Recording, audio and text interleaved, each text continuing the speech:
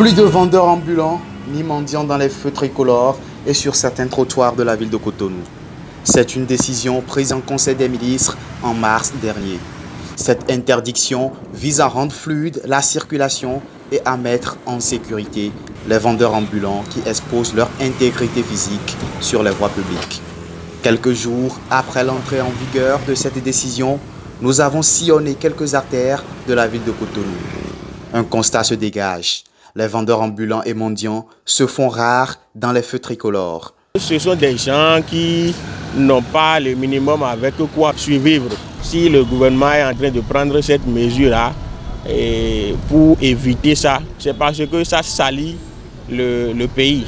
Il faut qu'on les aide un peu. On peut mettre une somme pour eux et puis ils vont gérer cette somme-là. Et avec ça, ils vont essayer de libérer les places publiques parce que sans rien, je crois qu'ils vont revenir. Cependant, cette décision a un impact sur l'activité économique qu'exercent certains citoyens sur ces voies publiques. Si le gouvernement veut casser quelque part, il faut inviter les gens et savoir leur doléance. Maintenant, en dehors de ça, est-ce que ceux-là vont aller passer l'argent à un microfinance à quelque part ou non? Donc on peut les laisser de payer le microfinance d'abord et venir les casser maintenant. Donc ils se sont déjà informés.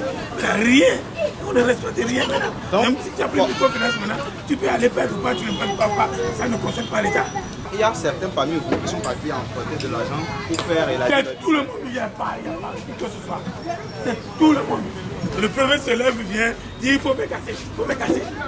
Le préfet se lève, dit il faut me casser, il faut me casser. Sans savoir que c'est des êtres vivants. Ces vendeurs à la sauvette ont jusqu'au 18 avril pour libérer ces espaces publics.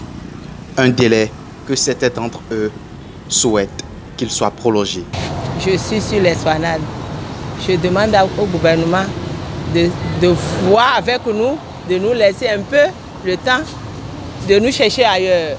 C'est un peu difficile pour nous de quitter ici. Le gouvernement n'a qu'à voir avec nous. On demande toujours pardon. À noter que la police municipale a effectué une descente dans la ville de Cotonou pour sensibiliser les personnes concernées au niveau des carrefours stratégiques en attendant la répression. Prévenir les citoyens qui s'adonnent à ces pratiques avant d'agir.